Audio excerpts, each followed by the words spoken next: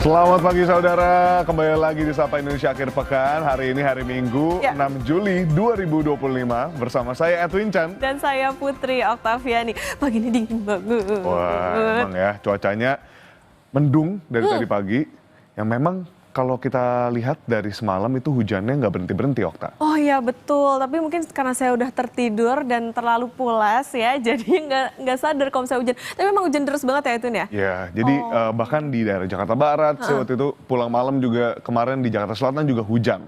Gitu ya. Jadi dan dari beritanya juga memang saudara kalau di Jabodetabek ini lagi diguyur hujan deras kemarin. Sehingga bahkan di Bogor tadi sebagaimana yang kita bacakan saat sorotan itu memang mengalami banjir dan juga longsor. Oke, nah ini yang harus diwaspadai ya Edwin, karena memang sekarang kan cuacanya lagi bisa dikatakan kurang bersahabat dan lagi nggak bisa diprediksi nih. Jadi kadang-kadang siangnya panas betul tapi malamnya hujan. Nah ini selain harus jaga kesehatan juga tadi harus jaga-jaga juga kalau misalnya amit-amit terjadi banjir. Nah nanti kita akan hadirkan informasinya saudara, dan Edwin juga saudara, selain ada informasi soal banjir seperti biasa di Sapa Indonesia Akhir Pekan, nanti kita akan ajak jalan-jalan ke Bogor. Betul. Nah. Oke, jadi ada sisi yang ingin kita lihat juga jalan-jalannya ya.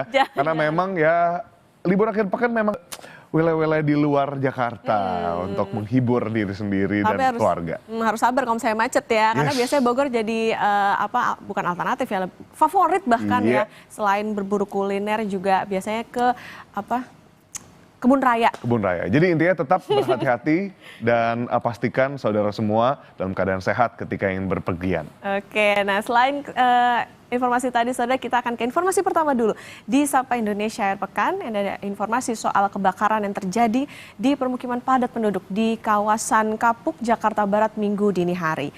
Akibat peristiwa ini 3 rumah ludes terbakar.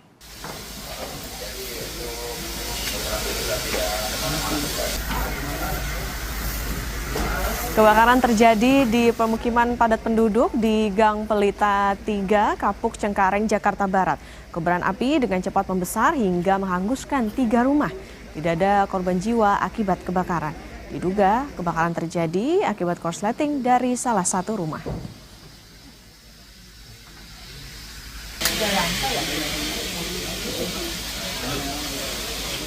Ini kurang tahu, saya tahu udah besar aja gitu apinya gitu.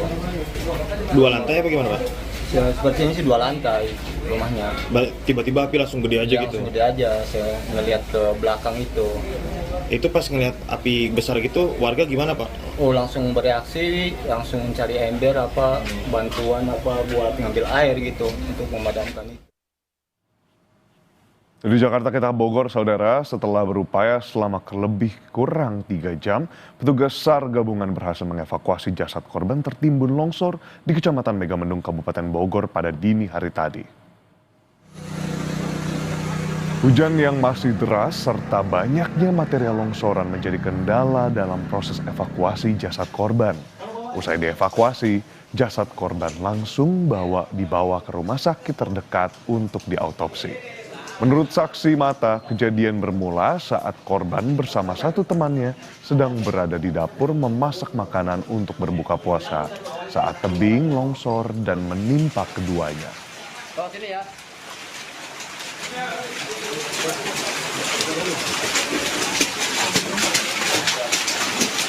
Lagi pada masak ya buat buka puasa, kan ini hari tanggal 9 bulan Muharram ya, Tasu'a gitu. Kedua, yang satu lari, dia juga terdorong air, jadi dia mah terdorong air, pas kebetulan tabrak pintu, jadi langsung ke depan. Yang satu lagi ketabrak tangan, mungkin dia langsung duduk kena tangga gitu ya. Jadi dia nggak bisa lari, dia mentok di situ. Pasca bencana longsor dan banjir di beberapa titik yang menewaskan 1 orang warga di Kabupaten Bogor, petugas SAR gabungan masih mencari 3 orang lain di lokasi yang berbeda.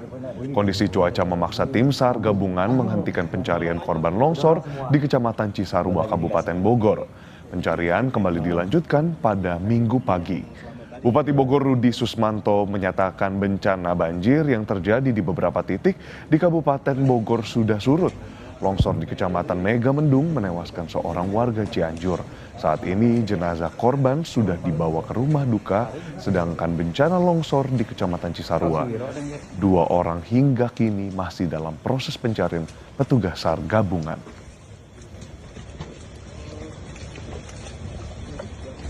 Ada 1 korban jiwa berjenis kelamin laki-laki usia 22 tahun yang beralamat di Cianjur, dan setelah korban ditemukan langsung diantar ke rumah duka di Cianjur. Kedua, di Kecamatan Cisarua ada 5 korban jiwa yang 3 dalam kondisi selamat langsung dibawa ke rumah sakit, dan 2 korban sampai hari ini masih terus dilakukan pencarian, dan diinformasikan masih ada 1 korban yang hanyut terbawa arus sungai, dan tim dari BPBD, Damkar, lalu Basarnas, Tagana, dan beberapa kelompok masyarakat masih terus melakukan upaya-upaya pencarian. Ke informasi lain, saudara, kecanduan judi online. Seorang pria nekat membuat laporan palsu sebagai korban begal. Motif pelaku karena takut kepada orang tuanya, rekening tabungan terkuras akibat judi online. Seorang pria akhirnya mengakui telah membuat laporan palsu terkait aksi pembegalan yang dialaminya pada Sabtu 29 Juni lalu. Sebelumnya, pelaku membuat laporan menjadi korban begal di Jalan Desa Rancakeong, Ranca Ekek, Jawa Barat pada Sabtu malam 29 Juni lalu yang membuat dirinya pingsan dan kehilangan sepeda motor dan juga uang. Namun setelah dilakukan penyelidikan, polisi menemukan banyak kejanggalan hingga akhirnya pelaku mengakui telah membuat laporan palsu.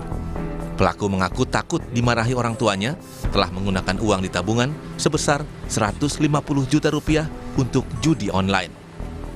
Dari hasil pendalaman, banyak kejanggalan-kejanggalan yang disampaikan oleh korban. Ketika kita konfirmasikan, ternyata korban mengakui bahwa cerita bahwa dia dibegal itu ternyata bohong. Si korban ini ternyata ATM atas nama miliknya, di mana di situ ada uang orang tuanya itu, dia udah terpakai untuk judi online selama beberapa bulan sebelumnya. Atas perbuatannya, pelaku dijerat dengan pasal tentang laporan palsu dan terancam pidana maksimal 1 tahun 4 bulan penjara. Tim Liputan Kompas TV.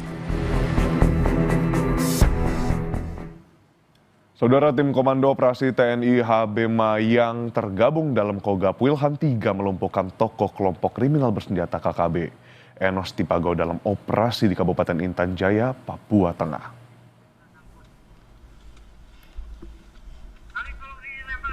Komando Operasi HBMA Kogab Wilhan 3 menggelar operasi di wilayah Kampung Baitapa, Distrik Baitapa, Kabupaten Intan Jaya, saudara.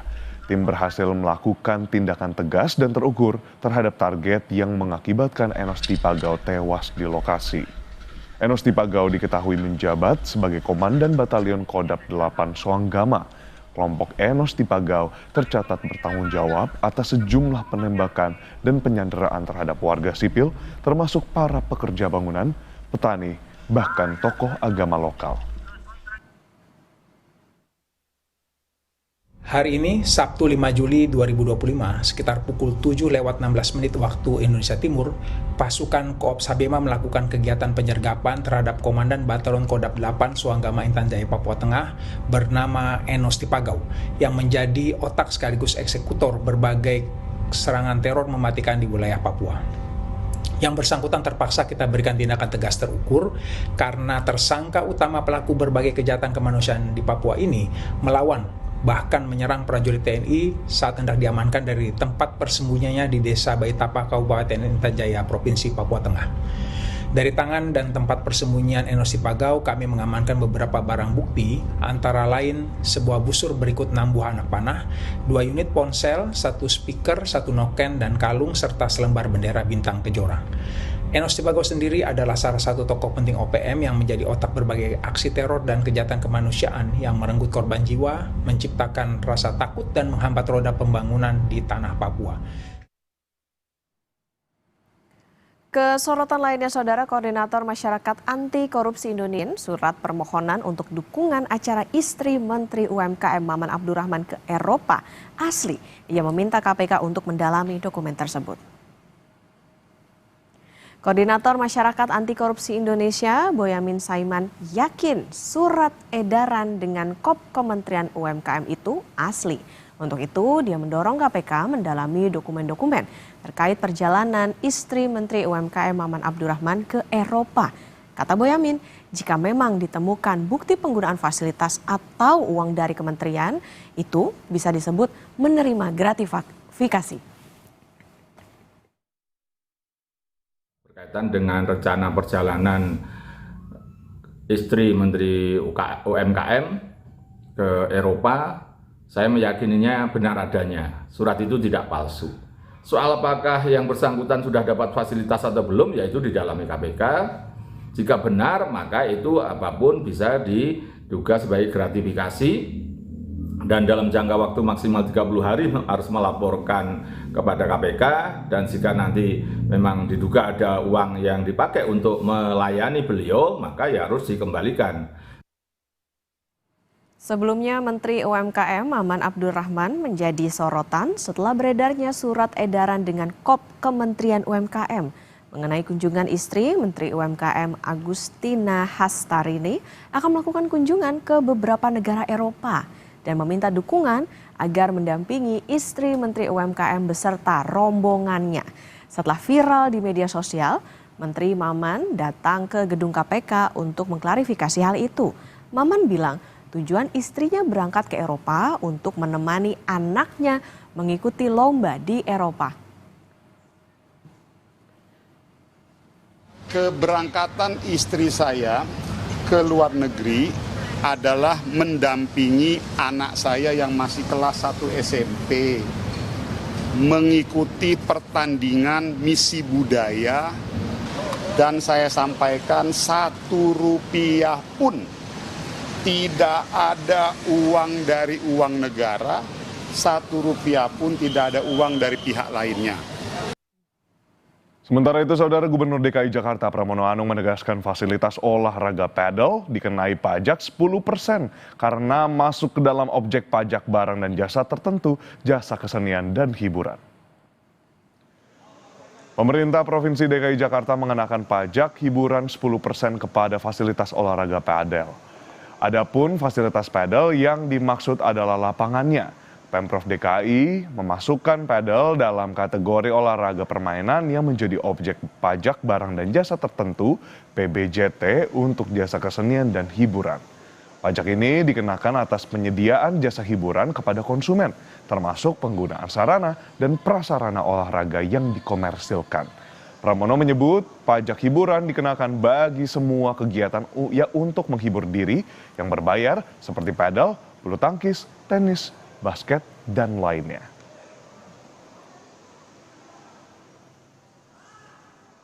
Namanya pajak hiburan itu berlaku bagi semua kegiatan yang menghibur diri yang berbayar. Contohnya, main tenis kena pajak nggak? Kena pajak, bulu tangkis kena. Bola basket juga kena. Jadi kemudian semua permainan yang berbayar dan hiburan ya kena pajak. Tim SAR gabungan berhasil mendeteksi objek bawah laut yang diduga kuat sebagai KMP Tunu Pratama Jaya yang tenggelam di perairan Selat Bali. 29 penumpang dan kru kapal masih dinyatakan hilang.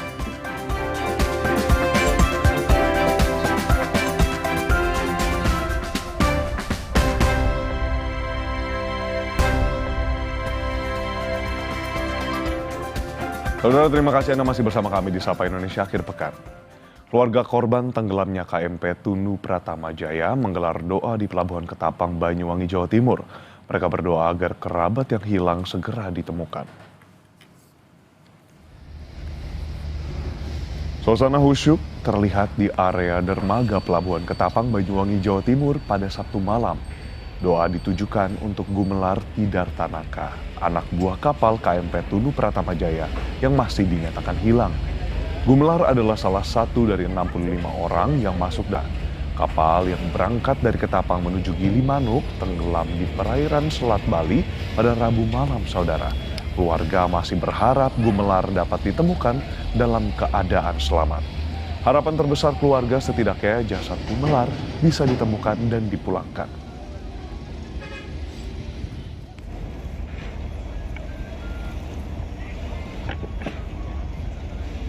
Dapat sebanyak, mudah-mudahan keluarga korban cepat ditemukan, kumpul bersama keluarga.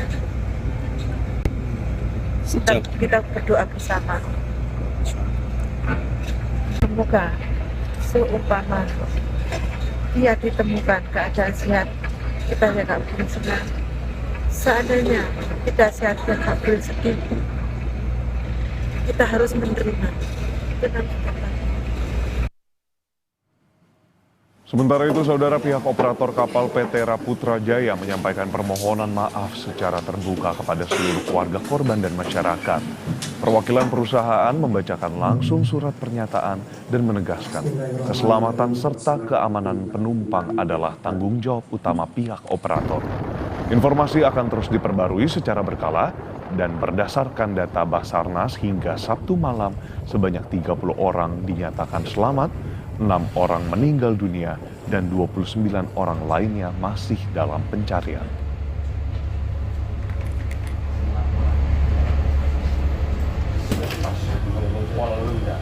Berlangsung kawat kami sampaikan kepada seluruh keluarga korban dan kami doakan agar para korban mendapatkan penanganan terbaik serta keluarga yang ditinggalkan diberi kekuatan dan ketabahan.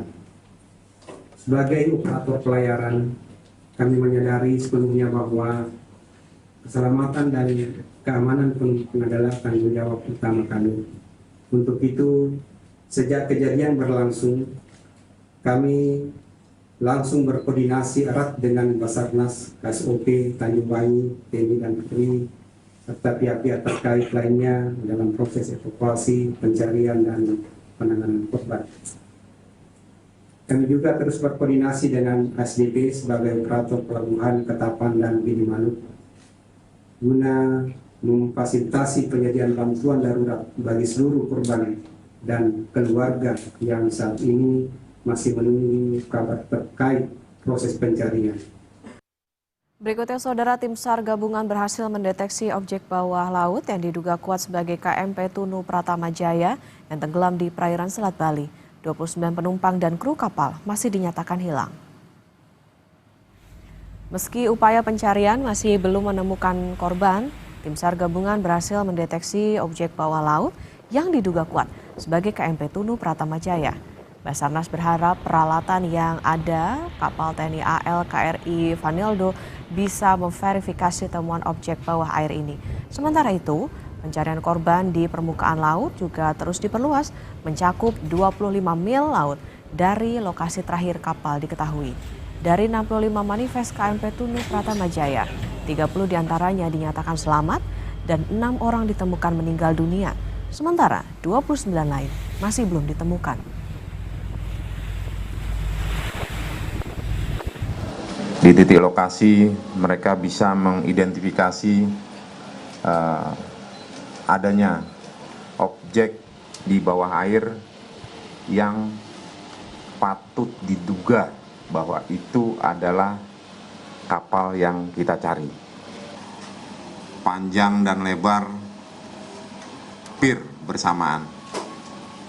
Untuk itu kami masih perlu menjustifikasi dengan beberapa peralatan lagi, baik itu menggunakan ROV ataupun side scan sonar dan sonar yang ada di KRI Vanildo. Keluarga korban dari tragedi tenggelamnya KMP Tunu Pratama Jaya di Selat Bali memilih bertahan di Pelabuhan Ketapang, Banyuwangi, Jawa Timur maupun di pelabuhan. Mereka rela tidur di lobi pelabuhan demi menanti kabar dari orang tersayang yang hingga kini masih belum ditemukan. Harap-harap cemas menyelimuti hati keluarga korban KMP Tunu Pratama Jaya yang tenggelam di Selat Bali. Demi menanti kabar dari orang terkasih, keluarga korban rela tidur beralaskan seadanya di lobi Pelabuhan Ketapang, Banyuwangi, Jawa Timur. Mata yang nanar dan bibir yang keluh menyiratkan harapan agar anggota keluarga yang hilang bisa segera ditemukan dan pulang dalam keadaan selamat. Lagi nunggu saudara, belum ditemukan Pak dari kemarin. Nggak ketemu, semoga ketemu, selamat semuanya Pak. Rencana sampai kapan di Ketapang nih? Ya maunya sih nanti malam sudah ketemu langsung pulang Pak. Tak hanya di Ketapang, di Gilimanuk, Bali juga ada keluarga korban yang diam-diam menanti keajaiban agar bisa kembali bertemu keluarga tersayang. Salah satu keluarga korban bercerita, pada malam kejadian, ia masih sempat berkomunikasi dengan mertuanya. Namun setelah jam 9 malam, mertua korban tiba-tiba sudah tak bisa dihubungi lagi. Keluarga korban bertekad tak akan beranjak dari Gilimanuk sebelum mengetahui nasib dari anggota keluarga mereka yang hilang. Bertahan di pelabuhan adalah perjuangan paling hening yang bisa mereka upayakan untuk menjemput orang terkasih bagaimanapun kondisinya. Terakhir itu kemarin jam 9 malam, setelah ya sudah tidak ada orang lagi, terus inisiatif untuk bangun lagi di sekitaran jam 4. Sudah tak bisa lagi dihubungin. Sampai kapan dengan ibu nunggu di sini? Sampai Aji ketemu baru kita bisa pulang. Kalau Aji belum ketemu. Kapal motor penumpang Tunu Pratama Jaya tenggelam di Selat Bali pada Rabu malam lalu saat dalam perjalanan dari Pelabuhan Ketapang menuju Pelabuhan Gilimanuk. Hingga kini, 29 korban masih dalam pencarian, sementara 30 orang lainnya selamat dan 6 orang meninggal dunia. Tim Liputan Kompas TV. Tragedi tenggelamnya kapal motor penumpang Tunu Pratama Jaya menyisakan duka bagi keluarga korban. Sejumlah keluarga korban menggelar doa dan tabur bunga di Pelabuhan Ketapang, Banyuwangi, berharap bisa segera bertemu anggota keluarganya yang masih hilang.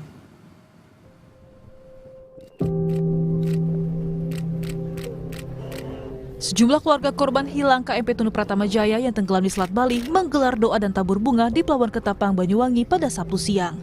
Mereka berharap bisa segera mendapat kabar soal nasib anggota keluarga yang menjadi penumpang kapal.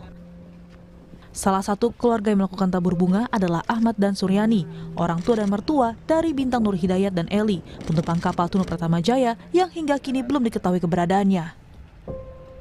Kalau memang dia sudah meninggal, kita kepingin ketemu jasadnya. Kalau memang dia masih selamat, kita juga kepingin cepat ketemu gitu loh. Elok Rumantini juga jadi salah satu korban tewas tenggelamnya KMP Tunu Pratama Jaya. Elok baru sebulan jadi penjaga kantin kapal yang karam di perairan Selat Bali pada Rabu lalu. Kepergian Elok membuat 2 orang anaknya kini yatim piatu karena sang ayah telah meninggal dunia setahun silam akibat sakit. Kisah Elok menggerakkan hati Kapolresta Banyuwangi untuk membantu menjamin biaya pendidikan kedua anak Elok Rumantini yang berusia 13 tahun dan 4 tahun hingga tingkat sekolah menengah atas. Seiring dengan pemerintah daerah juga kemarin yang memberi jaminan untuk pendidikan 2 putri almarhumah, kita juga siap sebagai bentuk simpati pada keluarga korban tenggelamnya KMP Tunu Pratama Jaya. Kita juga tadi menawarkan untuk adik sekolah di PAUD TK Bayangkari, kemudian untuk Ananda Silva juga kita bantu beasiswa pendidikannya sampai dengan selesai di jenjang SMP SMA. Kapal motor penumpang Tunu Pratama Jaya tenggelam di Selat Bali pada Rabu malam lalu saat dalam perjalanan dari Pelabuhan Ketapang menuju Pelabuhan Gilimanuk. Hingga kini 29 korban masih dalam pencarian, sementara 30 orang lainnya selamat dan 6 orang meninggal. Tim Liputan Kompas TV. Informasi terkini pencarian korban kapal tenggelam Tunu Pratama Jaya di Selat Bali. Kita bergabung bersama jurnalis Kompas TV. Ada Jipayana Putra dan juru kamera Kadek Santosa di Pelabuhan Gilimanuk, Bali, dan jurnalis Kompas TV Nyoman Deni dan juru kamera Cilmi Ardianto Fani di Pelabuhan Ketapang, Banyuwangi, Jawa Timur. Kita ke Pelabuhan Gilimanuk, Bali terlebih dahulu. Selamat pagi Jipayana. Jadi untuk hari ini bagaimana pemetaan pencarian korban? Fokusnya ada berapa titik? Baik, selamat pagi Okta dan saudara. Hari ini memang proses pencarian daripada ke-29 korban hingga bangkai kapal daripada Tunu Pratama Jaya masih terus dilakukan. Tadi pagi, tim SAR gabungan sudah mulai terjun untuk menyisir laut dari udara pula, dan tim SAR sendiri telah memperluas area pencarian hingga ke 25 mil dari kedalaman ke dalam laut. Di sisi lain, dari titik yang dicari, dari fokus yang dicari saat ini, yakni sampai di utara Pulau Menjangan dan perairan Selat Muncar di Gilimanuk, Okta.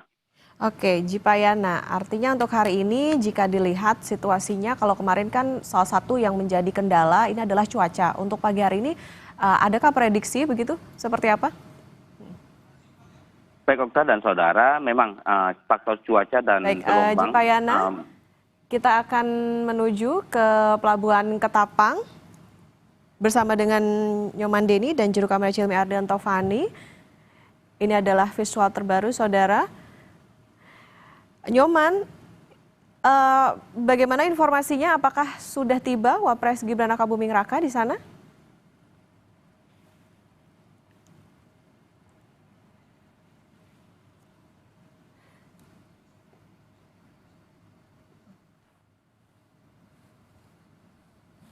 Ya, kita masih akan mencoba terhubung dengan jurnalis Kompas TV Nyoman Denny. Bertahan di posko terpadu ini. Dan sejumlah Pas Pampres juga telah melakukan sterilisasi di area lokasi posko terpadu ini hingga ke bagian luar dari Pelabuhan Ketapang.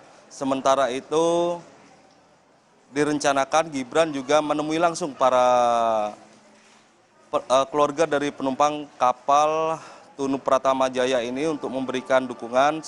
Selain itu juga akan melakukan pertemuan untuk memantau langsung proses upaya pencarian terhadap 29 penumpang kapal Tunu Pratama Jaya yang dilakukan oleh tim SAR gabungan Basarnas, TNI, dan Polri. Dan pada hari ini juga akan dilanjutkan kembali upaya pencarian di hari keempat ini dengan mengarahkan segala upaya dari kapal milik tim SAR Basarnas, TNI, dan Polri. Selain itu dari pihak TNI AL juga mengerahkan kapal KRI Vanildo yang melakukan upaya pencarian di tengah laut di perairan Selat Bali ini untuk memverifikasi objek yang ditemukan pada hari Sabtu kemarin oleh tim SAR gabungan. Dan verifikasi objek tersebut yang diduga sebagai kapal dari Tunu Pratama Jaya ini menggunakan alat ROV yang merupakan alat canggih untuk mendeteksi secara 3 dimensi di dalam laut ini. Dan selain itu, tim SAR dari TNI AL juga menggunakan alat magnetometer untuk mendeteksi kandungan magnet yang berada di dalam laut.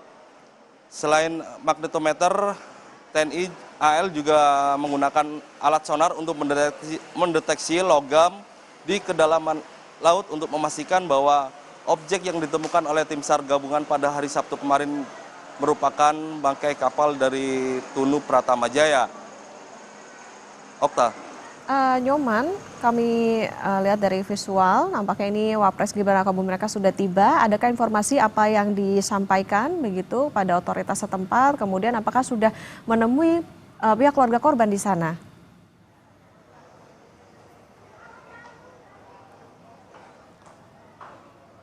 Baik, untuk saat ini posko terpadu yang berada di Pelabuhan Ketapang ini, yakni berada di lantai 2 yang merupakan tempat dari berkumpulnya para keluarga dari korban, para penumpang kapal Tunu Pratama Jaya. Dan Wakil Presiden juga diinformasikan telah tiba di Pelabuhan Ketapang ini dan akan langsung melakukan pertemuan dengan tim SAR gabungan, yakni Basarnas, TNI, dan Polri. Selanjutnya, Wapres Gibran juga direncanakan langsung naik ke atas lantai 2 di Pelabuhan Ketapang ini untuk bertemu langsung dengan para keluarga penumpang dari 29 penumpang yang masih belum ditemukan saat tenggelamnya kapal Tunu Pratama Jaya ini. Dan direncanakan Wakil Presiden Gibran ini memberikan semangat atau dukungan terhadap keluarga dari penumpang kapal Tunu Pratama Jaya ini terkait keluarganya yang hingga saat ini belum ditemukan. Okta.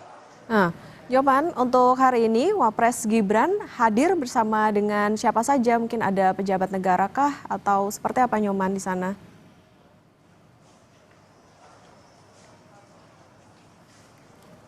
Ya, Wakil Presiden Gibran Rakabuming Raka saat ini telah tiba di Pelabuhan Ketapang bersama sejumlah jajaran terkait, yakni pejabat negara lainnya, dan saat ini memang Wakil Presiden dari Bapak Gibran Rakabuming Raka ini juga langsung melakukan pertemuan di lantai 1 atau di lantai utama di bawah untuk bertemu langsung dengan para tim SAR gabungan, yakni Basarnas dan dari TNI Polri untuk melakukan atau mendengar informasi terbaru terkait upaya pencarian yang dilakukan di hari keempat ini oleh tim SAR gabungan yang di sekitar perairan Selat Bali. Dan direncanakan setelah melakukan pertemuan di lantai utama di bawah dengan para tim SAR gabungan ini, Bapak Gibran Rakabuming Raka ini kemudian akan naik ke atas lantai 2 tempat kami berada ini, di lokasi posko terpadu yang digunakan sebagai lokasi beristirahat untuk para keluarga dari penumpang kapal Tunu Pratama Jaya yang hingga saat ini masih belum ditemukan. Okta. Oke, Nyoman, ceritakan pada kami, gambarkan seperti apa situasinya di sana untuk keluarga, kemudian apakah mereka atau keluarga korban yang berada di posko saat ini sudah mendapatkan informasi terkini ataupun perkembangan terkait dengan keluarga atau anggota kerabat mereka yang menjadi korban KMP Tunu Pratama Jaya ini?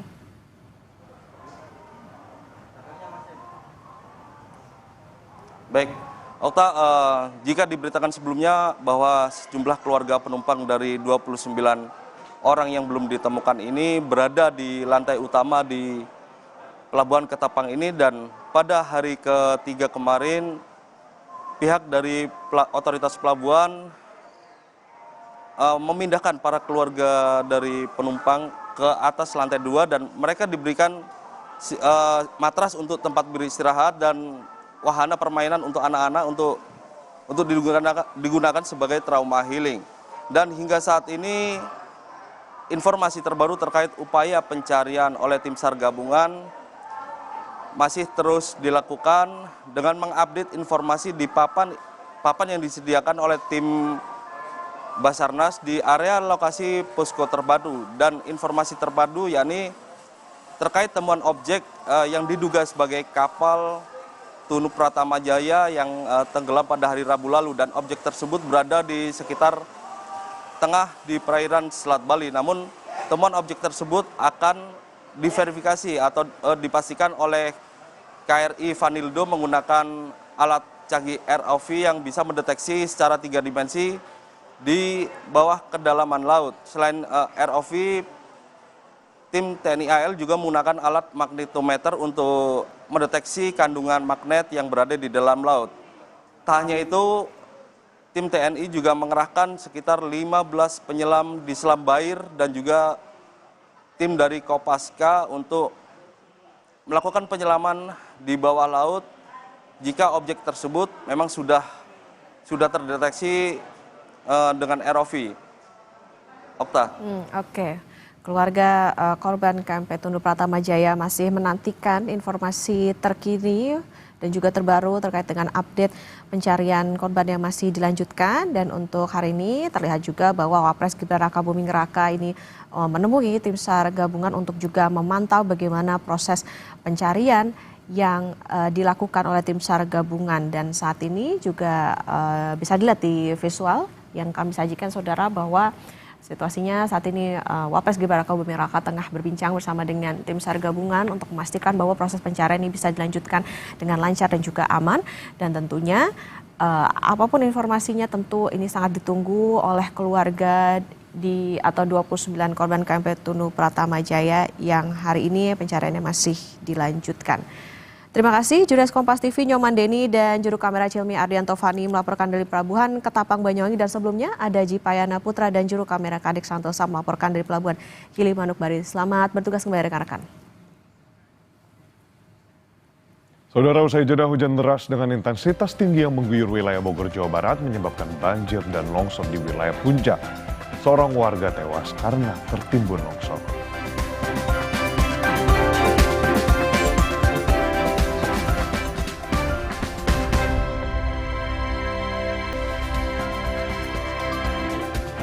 Sapa Indonesia Air Pekan kembali hadir menemani Anda, Saudara. Setelah berupaya selama kurang lebih 3 jam, petugas SAR gabungan berhasil mengevakuasi korban tertimbun longsor di Kecamatan Megamendung, Kabupaten Bogor, Jawa Barat.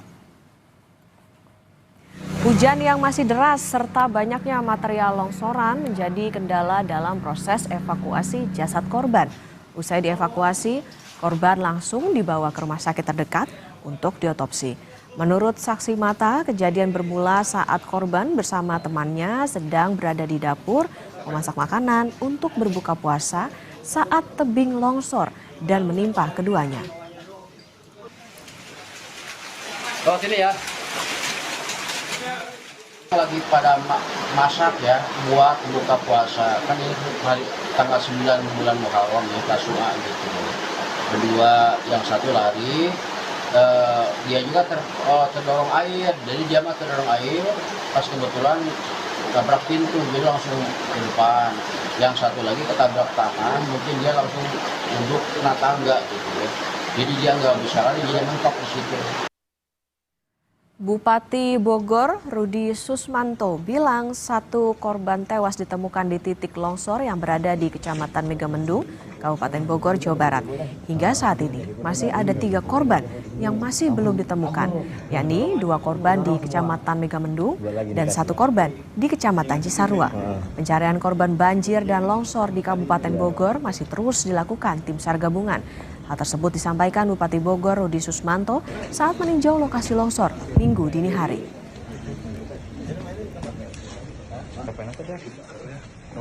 Ada 1 korban jiwa berjenis kelamin laki-laki usia 22 tahun yang beralamat di Cianjur, dan setelah korban ditemukan langsung diantar ke rumah duka di Cianjur. Kedua, di Kecamatan Cisarua ada 5 korban jiwa yang 3 dalam kondisi selamat langsung dibawa ke rumah sakit, dan 2 korban sampai hari ini masih terus dilakukan pencarian, dan diinformasikan masih ada 1 korban yang hanyut terbawa arus sungai, dan tim dari BPBD, Damkar, lalu Basarnas, Tagana, dan beberapa kelompok masyarakat masih terus melakukan upaya-upaya pencarian. Saudara, untuk mengetahui perkembangan evakuasi korban banjir dan longsor di Kabupaten Bogor, Jawa Barat, kita bergabung dengan jurnalis Kompas TV Eril Wiranata dan Yogi Syarefi. Eril, boleh dijelaskan bagaimana perkembangan evakuasi korban banjir dan longsor di Kabupaten Bogor yang belum ditemukan? Lalu apa yang jadi kendala evakuasi korban sampai sekarang? Ya Edwin, memang dari titik saya berada saat ini yang berada di Cisarua, hingga saat ini tim gabungan baik dari Basarnas, kemudian BPBD, dan masyarakat yang lain juga ikut membantu dalam pencarian, yang dimana hingga masih melakukan pencarian terhadap 2 korban yang masih dicari dalam korban longsor yang berada di titik Cisarua. Dan memang jika dilihat di titik belakang saya ini hingga saat ini masih adanya dari warga sekitar, lalu kemudian juga nantinya akan dari Basarnas, dari tim gabungan BPBD ataupun TNI Polri akan melakukan evakuasi dalam pencarian yang dimana diperkirakan akan dilakukan pada pukul 8 pagi hari ini, yang akan difokuskan terhadap 2 korban. Dan selain itu juga informasi yang kami terima bahwa nantinya akan dilakukan dengan alat bantu dengan drone thermal, yang dimana nantinya akan untuk membantu dalam mendeteksi titik mana yang menjadi lokasi dari 2 korban tersebut, dapat ditemukan. Dan selain itu juga memang informasi yang kami terima sebelumnya, evakuasi ini sudah dilakukan sejak dari malam hari ataupun hari Sabtu malam, namun memang dihentikan sementara karena adanya dari kendala, yaitu adalah hujan yang cukup tinggi pada malam hari, kemudian juga penerangan yang kurang sehingga harus dihentikan sementara. Dan nantinya pada pukul 8 pagi hari ini akan dilanjutkan kembali. Dan selain itu juga memang sebelumnya ada 3 korban lainnya yang dinyatakan selamat dan sudah dilarikan ke rumah sakit.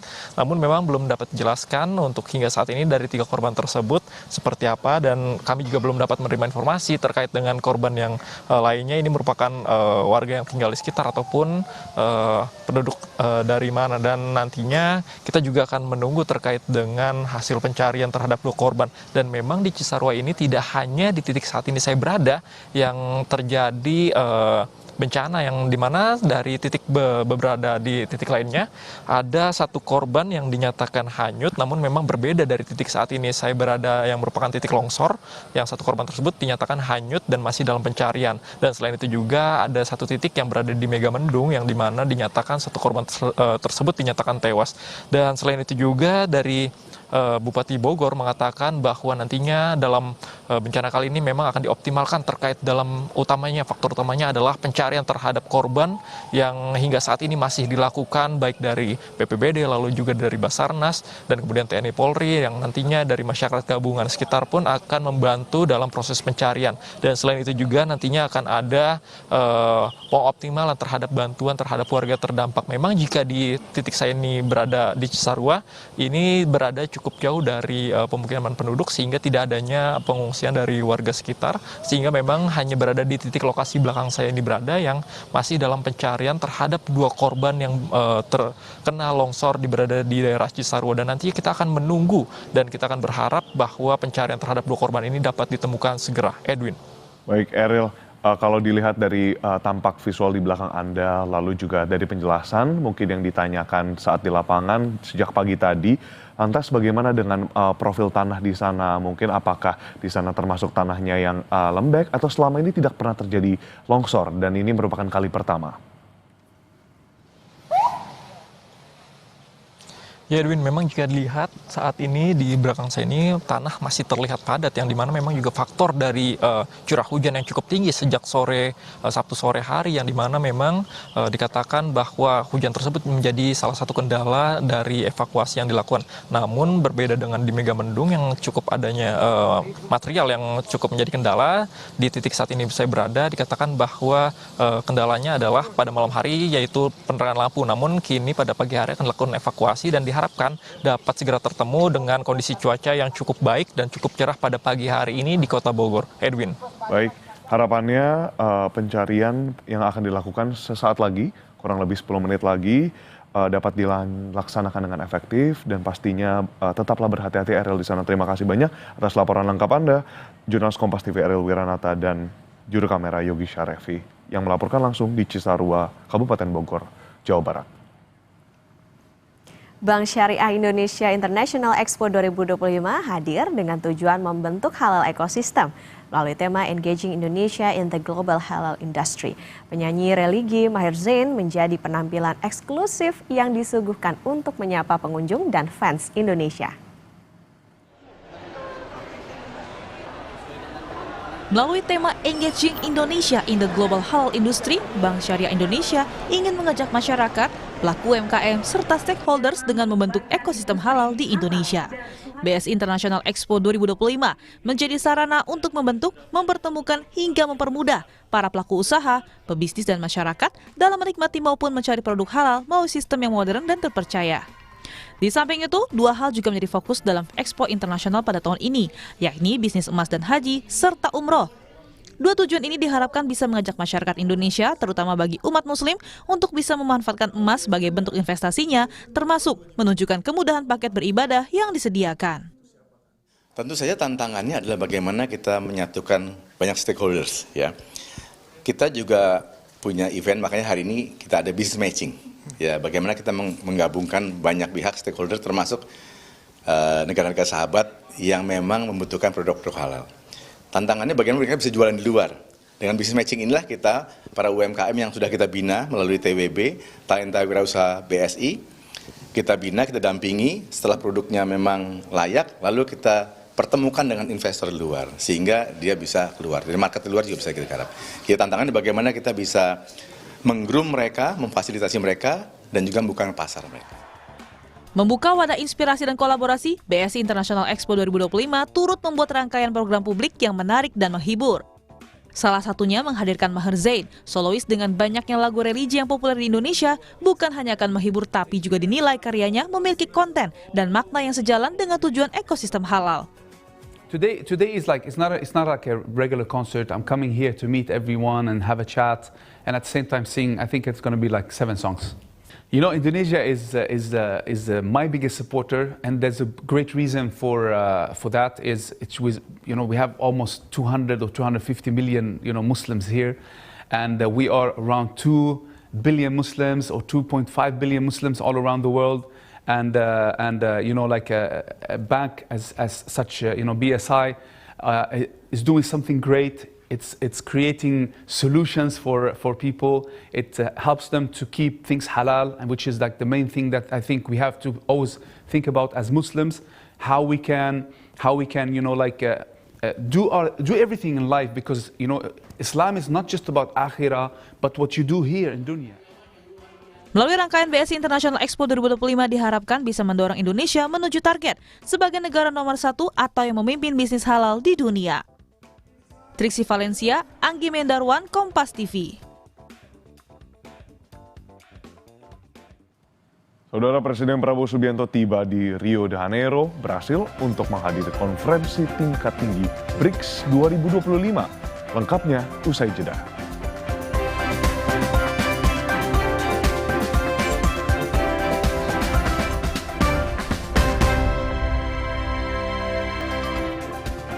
Saudara, Presiden Prabowo Subianto tiba di Rio de Janeiro, Brasil, Sabtu waktu setempat. Kunjungan Presiden Prabowo untuk menghadiri konferensi tingkat tinggi BRICS 2025.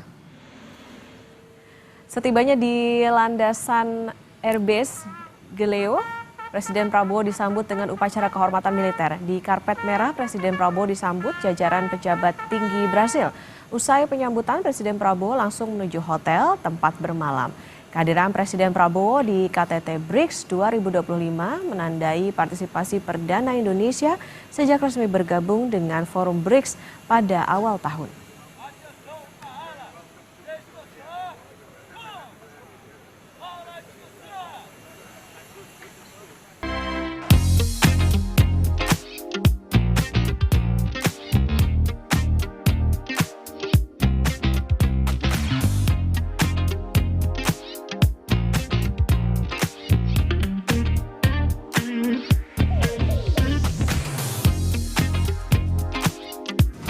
Selamat pagi sahabat Kompas TV, kembali lagi bersama saya Agriawan Ansali di Sapa Indonesia Pagi Akhir Pekan edisi spesial liburan seru.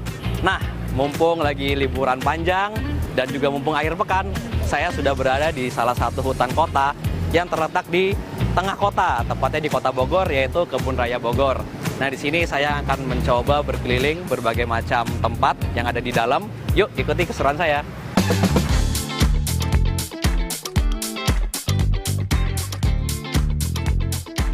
Halo. Nah, hari ini saya mau ajak pemirsa Kompas TV seru-seruan di tempat yang asri.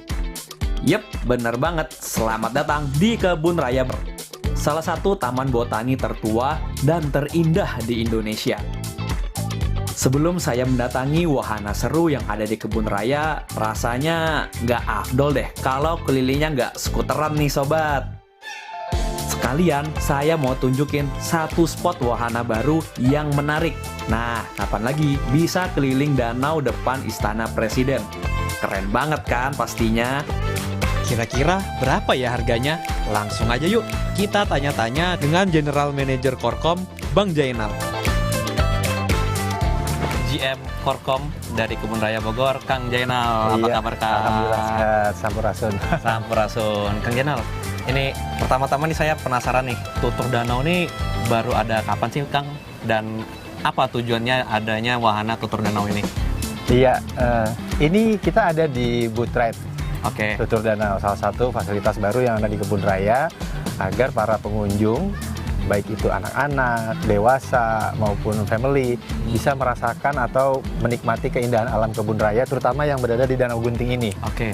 Jadi nanti teman-teman bisa berkeliling, sekaligus juga diceritakan tentang sejarah keanekaragaman hayati yang ada di sekeliling danau ini. Oke. Oke. Itu. Dan yang paling spesial adalah nanti kita akan mengelilingi Istana Presiden. Di situ sangat indah. Kita juga akan bercerita tentang bagaimana dulu connecting antara Istana Presiden dengan Kebun Raya Bogor. Oke, nah berarti kan ini menjadi salah satu wahana, berarti ada tiket masuknya tersendiri. Iya.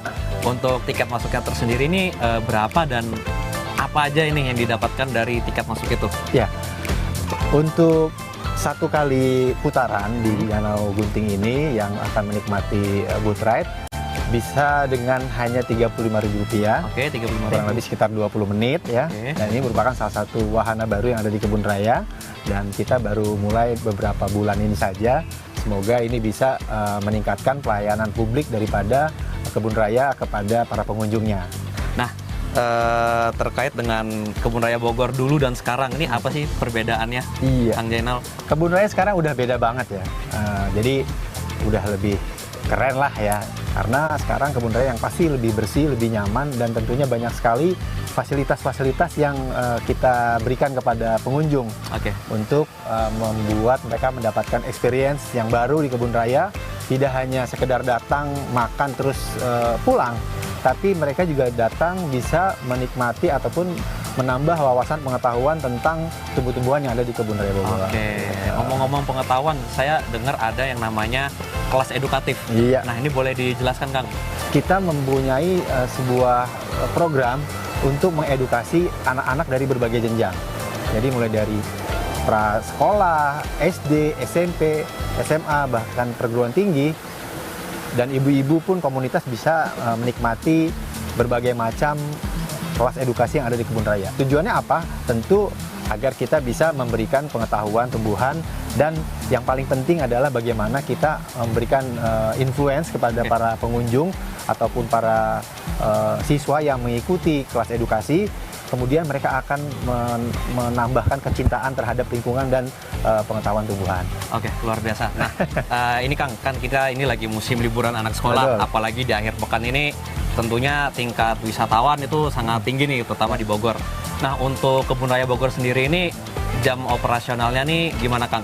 Weekday maupun weekend, Kang? Untuk jam operasional kita buka mulai dari pukul 8 sampai dengan pukul 4 sore. Dan itu kita juga punya ada program khusus untuk member. Oke. Nah, apa kelebihan daripada paket member tersebut? Pengunjung yang memiliki kartu member itu bisa datang lebih awal, lebih pagi, sehingga udaranya masih segar. Early access ya? Iya, betul. Jadi jangan lupa coba membernya Kebun Raya itu all access untuk 4 kebun. Oke, apa aja tuh, Kang? Tidak hanya di Kebun Raya Bogor, tapi Kebun Raya Bali, Kebun Raya Cibodas, dan Kebun Raya Purwodadi. Satu kartu untuk 4 kebun. Luar biasa. Oke, luar biasa sekali. Nah, saya dengar juga ini sering diadakan beberapa event nih di Kebun Raya Bogor. Biasanya apa aja, Kang? Ini, Kang? Banyak sekali program-program yang memang kita lakukan. Antara lain bagaimana kita men-trigger anak-anak muda untuk bisa datang ke Kebun Raya untuk melihat. Yang pertama kita membuat sesuatu yang menarik buat mereka dulu. Nah, antara lain kita punya program Sunset di Kebun, salah satu eksplorasi musik yang intimate, dan juga banyak sekali aktivasi conservation di acara tersebut. Lumayan hype ya. Iya. Soalnya sudah, kalau saya lihat sudah beberapa kali dilakukan, beberapa seri. Nah, kembali ke Kebun Raya Bogor ini, Kang, wahana-wahananya ini apa aja sih, Kang, yang ada di Kebun Raya Bogor yang ditawarkan? Terutama kalau saya lihat banyak stand-stand F&B, tempat-tempat makan, ini boleh diceritakan, Kang? Ya, memang Kebun Raya merupakan salah satu destinasi wisata sehat hijau. Dan yang paling penting di sini kita sudah lebih memiliki 10 taman tematik.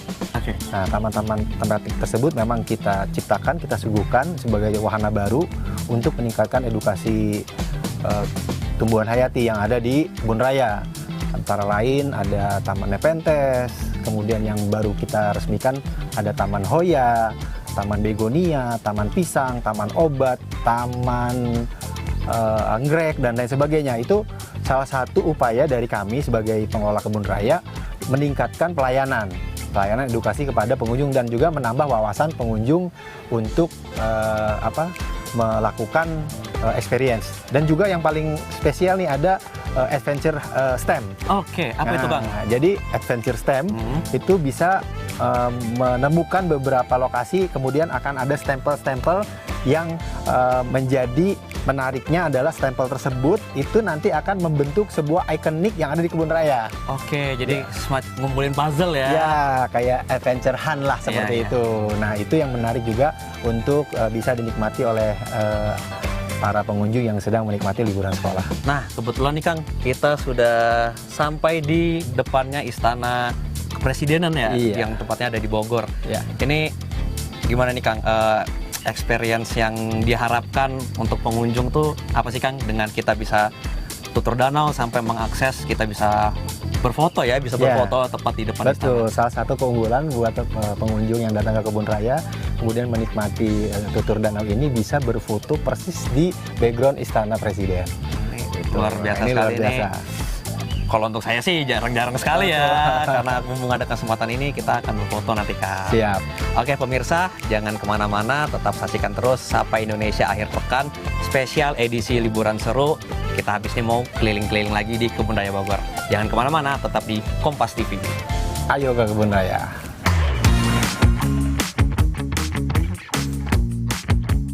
Eits, nggak hanya tutur danau aja nih yang seru. Pemirsa juga bisa berkeliling sambil berburu stempel. Salah satunya ada di taman yang isinya tumbuhan pemakan serangga. Yup, ini dia, Taman Nepenthes. Rumahnya kantong semar. Kantong yang diam-diam bisa menyatap serangga. Ada puluhan jenis kantong semar loh yang menjadi koleksi di kebun raya ini. Dari yang kecil mungil sampai yang besar. Jenis-jenis yang ada di sini termasuk yang hidup di hutan dataran rendah Indonesia pastinya. Pemirsa bisa menikmati ini secara gratis loh. Wah, sangat menarik ya.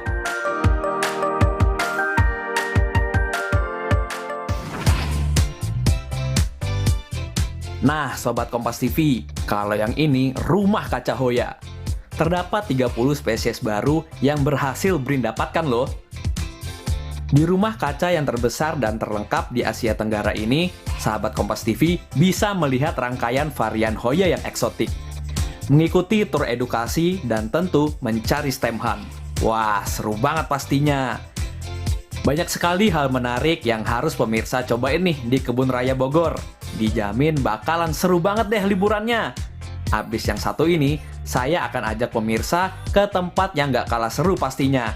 Tetap ikutin terus ya.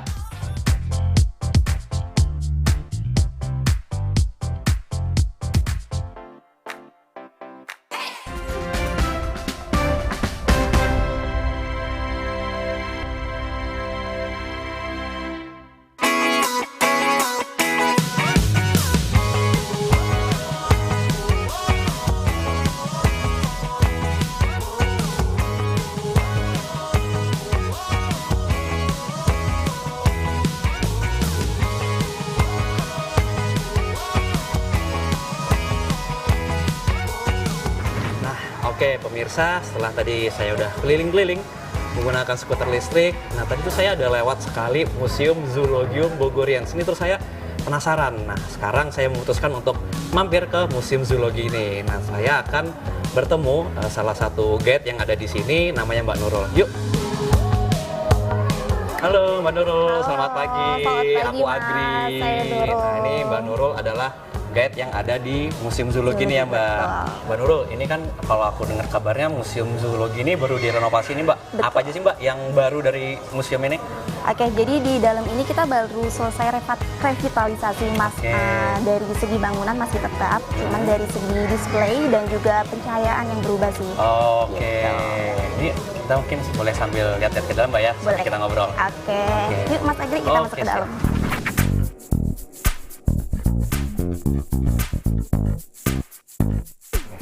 Nurul, aku boleh diceritain dikit dong sejarah dari Museum Zoologi yang di Kebun Raya Bogor ini? Oke, boleh Mas. Jadi Museum Zoologi Bogor ini kita sudah ada sejak zaman pemerintahan Belanda ya. Oke, cukup lama ya.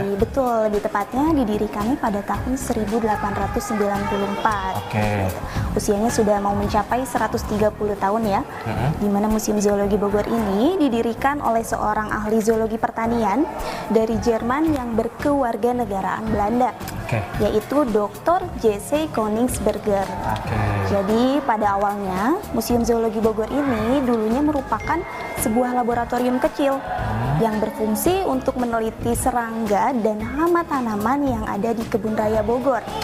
Dengan nama awalnya yaitu Rainbow Zoologist Laboratorium. Nah itu kalau untuk sampai sekarang nih Mbak, ini koleksi satwa yang ada di sini tuh ada berapa Mbak? Kita ini memiliki total koleksi kurang lebih 954 jenis. 950 jenis itu termasuk mamalia, serangga, apalagi Mbak, mamalia, serangga? Kita ini dibagi 7 kelompok ya. Ada 7 kelompok? Ada burung, mamalia, reptil amfibi, serangga, ikan, moluska, dan krustase. Wah, cukup banyak sekali. Nah, kalau untuk perawatannya nih Mbak, itu ada perawatan khususnya nggak sih Mbak untuk hewan-hewan yang sudah diawetkan ini yang jadi koleksi dari Museum Zoologi Bogor ini? Ada, jadi untuk perawatan koleksi sendiri ini kita ada bagiannya Mas. Jadi untuk perawatan kita ini dirawat oleh bagian teknisi koleksi, di mana tugas beliau ini merawat, membersihkan koleksi dan diorama yang ada di dalam. Oke, kalau untuk ini Mbak, hewan tertua yang menjadi koleksi di museum ini? Untuk koleksi tertua di Museum Zoologi yaitu serangga. Terutama serangga yang ada di ekosistem Kebun Raya Bogor ini. Betul sekali. Oke, kalau misalnya ini dari sampai sekarang nih, ada nggak sih dari pengunjung-pengunjung ini favorit mereka? Ada. Jadi salah satu daya tarik Museum Zoologi Bogor ini yaitu ada kerangka paus biru Mas. Kerangka paus biru, nanti bisa kita lihat nggak? Boleh, nanti kita lihat ya. Selain paus biru, ada lagi nggak Mbak yang favorit dari pengunjung? Selain paus biru, kita ada yang besar juga, yaitu ada badak Jawa. Badak Jawa, oh ini tepat di sebelah kita. Betul sekali. Nah. Ini badak Jawa, oh ini udah ibaratnya perbandingan ukurannya 1:1 Mbak ya, berarti ukuran aslinya di habitat. Habitat ya, betul. Wah ini pemirsa, kita lanjut lagi lihat-lihat nih Mbak. Silakan. Kalau saya lihat nih banyak sekali, emang menarik, apalagi di momen liburan panjang, apalagi akhir pekan seperti ini, bisa jadi salah satu destinasi untuk mengajak para anak-anak ya, terutama anak-anak terutama untuk belajar mengenai hewan-hewan. Nah, untuk tiketnya sendiri nih Mbak, itu berapa nih Mbak kita sekali masuk ke sini untuk pengunjung? Oke, jadi untuk tiket Museum Zoologi Bogor ini, tiketnya di weekday itu 15.000, sedangkan di weekend itu 25.000 per orangnya. Itu untuk jam operasionalnya nih? Jam operasional itu untuk di weekday kita buka dari jam 8 sampai jam 4 sore, sedangkan di weekend kita buka dari jam 7 sampai jam 4 sore. Nah, itu kalau misalnya saya beli tiket 15.000, itu boleh nih saya dari pagi sampai sore? Boleh dong. Soalnya boleh. Nih pemirsa, banyak sekali koleksi yang ada di sini, dan kayaknya kalau sehari mungkin kurang Mbak ya, kayak menjelaskan ini apa, karena memang di sini ada tadi 950 koleksi dari hewan-hewan dari 7 kelompok itu tadi. Betul. Mulai dari mamalia, reptil hingga moluska. Dan ini sebenarnya kalau hewan-hewan ini tuh yang 900 itu Mbak, apakah itu memang benar-benar hewan endemik asli di Indonesia atau ada endemik dari negara lain yang ada di sini? Oke, jadi memang Museum Zoologi Bogor ini kita memamerkan hewan-hewan yang semuanya berasal dari Indonesia. Kecuali tadi di sebelah situ ya, ada kepiting raksasa Jepang, di mana kepiting raksasa Jepang itu salah satu sumbangan dari Jepang. Jadi bisa dibilang sebagian besar emang ini adalah satwa-satwa endemik dari kepulauan yang ada di Indonesia. Kecuali mungkin ada beberapa yang menjadi koleksi tambahan lah ya dari negara-negara tetangga, seperti itu. Ya, ini dia kerangka paus yang ada di Museum Zoologi Kebun Raya Bogor. Wah, besar banget ya kerangkanya. Pantes aja jadi kerangka hewan terfavorit pengunjung. Paus biru ini ditemukan terdampar mati di pantai Pamungpe, Garut, Jawa Barat pada tahun 1916. Untuk sampai ke Museum Zoologi Bogor ini membutuhkan waktu kurang lebih 44 hari dalam perjalanan menggunakan transportasi kereta api. Lama juga ya perjalanannya. Saya makin penasaran nih sama yang lain. Ada apa lagi ya kira-kira? Kebetulan yang tadi kita cerita sejarah, inilah yang dimaksud dengan ruangan pertama. Oke, ini kita lihat nih serangga semua ya Kak ya. Betul, jadi ini hanya satu ruangan kecil. Awalnya tuh ini aja, sekecil ini. Di mana dulu ruangan ini dulunya itu tempat penyimpanan kereta kuda. Oke. Lalu diubah menjadi sebuah laboratorium kecil yang berfungsi untuk meneliti serangga dan hama tanaman yang ada di Kebun Raya Bogor. Nah, tadi tahun 1901 ya sampai dengan 1905 baru mulai dibangun ruangan-ruangan yang lainnya. Seperti ruang burung, mamalia, reptil, sehingga yang tadinya laboratorium kecil berkembanglah menjadi sebuah museum. Oke, luar biasa sekali pemirsa. Sekali lagi saya ingatkan, Museum Zoologi yang ada di Kebun Raya Bogor ini bisa jadi opsi liburan seru teman-teman pemirsa. Nah pemirsa, sampai jumpa lagi di episode spesial liburan seru dari Sapa Indonesia Pagi akhir pekan selanjutnya. Saya Agriawan Ansali, sampai jumpa.